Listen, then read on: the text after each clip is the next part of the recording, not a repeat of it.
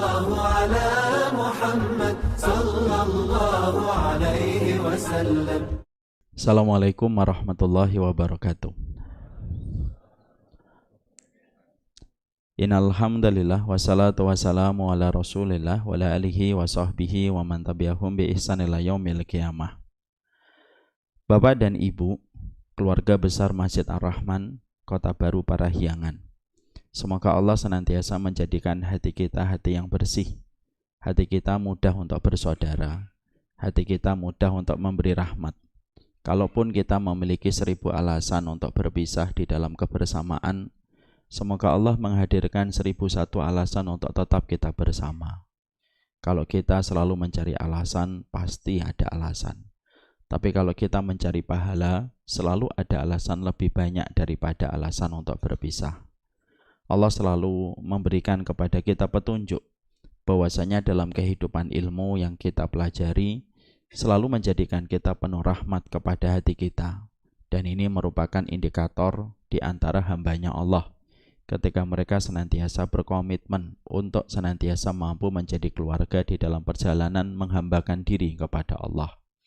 Semoga Allah menjauhkan sifat kebencian pada hati kita kepada orang yang beriman, dan semoga kita memiliki tali simpul untuk senantiasa bersaudara dan senantiasa menjadikan iman itu mahar tertinggi di dalam kita mencintai sesama saudara kita. Kalaupun kita menjumpai perbedaan, ya wajar. Suami istri saja yang sudah bersama 5-10 tahun, mereka bisa berbeda pendapat. Dalam masalah AC, volumenya 16 atau 23, itu pun mereka berbeda pendapat.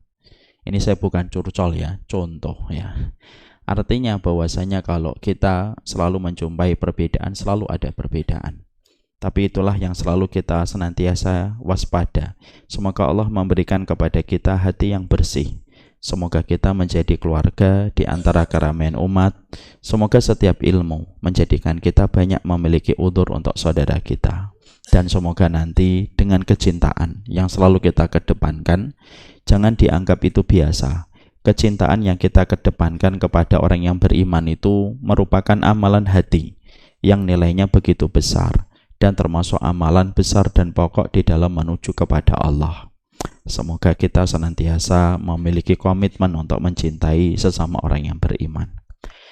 Alhamdulillah, tentunya senantiasa kita bersyukur kepada Allah atas setiap nikmat yang Allah berikan kepada kita.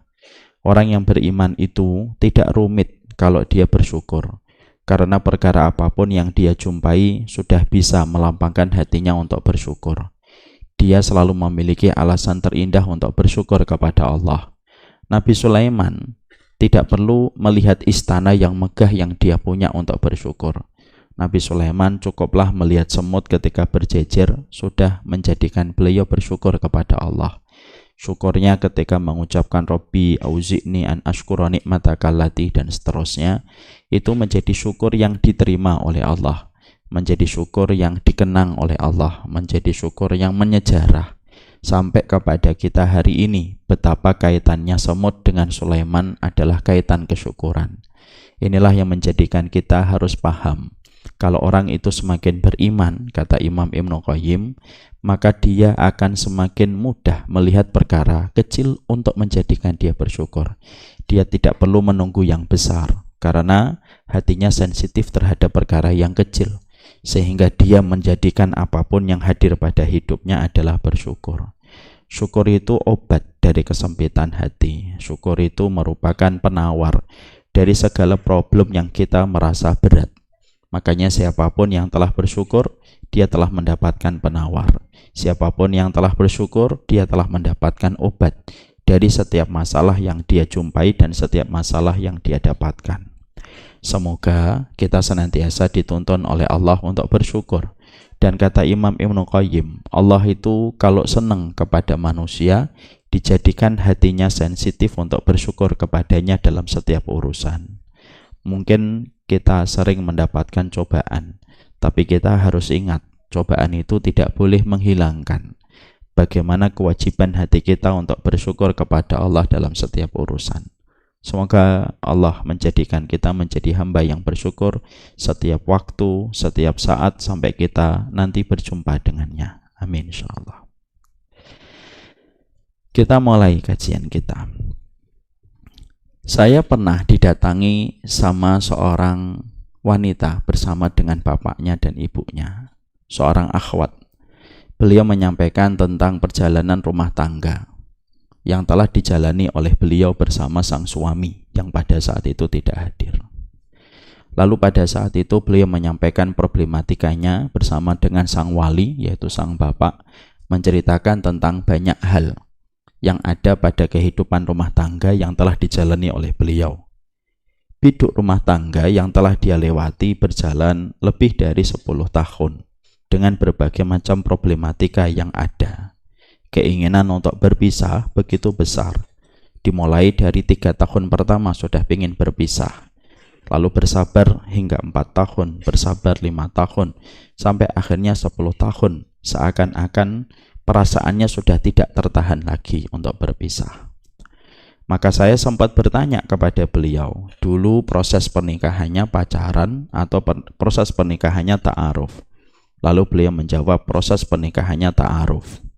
Tetapi ada beberapa hal yang miss ketika dia menjalankan ta'aruf itu. Dia hanya melihat sholat, tetapi tidak melihat aspek-aspek yang lain. Tidak melihat bagaimana aspeknya ikhwan itu memberikan manajemen terhadap emosi yang dia miliki. Ini terkadang sering tidak disampaikan dan sering tidak ditanyakan akhwat kepada laki-laki. Padahal bertanya manajemen emosi itu penting. Karena pada dasarnya pernikahan itu akan melewati berbagai macam gelombang. Dan kita butuh laki-laki yang matang secara emosi supaya dia tidak terbawa emosi dan tersulut kemarahan secara instan kalau dia mendapati ada satu perkara yang tidak sesuai keinginan hati. Ini tidak dia tanya. Dia juga tidak tanya bagaimana hubungan ikhwan itu dengan ibunya. Padahal kita paham kaitannya dan korelasinya. Kalau kita bertanya tentang ikhwan dan akhwat, kalau kita ingin melihat bagaimana kelembutan, lihat dulu interaksi dan muamalah dia dengan ibunya. Karena Allah berfirman pada surat Maryam, wa barram biwalidati wa lam yaj'alni jabbaron syaqiyya. Dan sesungguhnya aku berbakti kepada ibuku, kata Isa alaihi salam, maka sesungguhnya aku tidak dijadikan kasar dan tidak dijadikan arogan di dalam kehidupanku. Makanya beberapa ahli tafsir mengatakan siapapun yang dekat dengan ibunya biasanya memiliki sifat kelembutan di dalam berinteraksi, di dalam bermuamalah. Dan ini pun tidak ditanyakan oleh beliau pada proses ta'arufnya. Dan memang pada saat itu ketika ta'aruf dia sudah jatuh cinta pertama kali melihat paras sang ikhwan. Dan akhirnya terjadilah pernikahan. Tentunya pernikahan ini tidak ada yang salah karena semua takdir tidak ada yang meleset. Tapi akhirnya sang akhwat ini mendapati persoalan-persoalan yang sudah melampaui batas dari yang dilakukan oleh sang ikhwan. Maka pada saat itu beliau sempat bertanya, apakah boleh saya mengajukan khulu? Khulu itu pisah dari jalur wanita dengan mengembalikan mahar yang dulu diberikan sang ikhwan. Jadi kalau maharnya peralatan alat sholat, ya peralatan alat sholat dikembalikan. Kalau dulu maharnya surat Al-Ikhlas, ya sederhana sekali ya dikembalikan. Sini mas, saya akan nyetor surat Al-Ikhlas. Maka itu merupakan bentuk dari khulu yang dia harus lakukan. Saya menyampaikan beliau untuk bersabar. Tapi memang tingkat dosa yang dilakukan suaminya qadarullah sudah melampaui batas, sudah melampaui batasan syariat.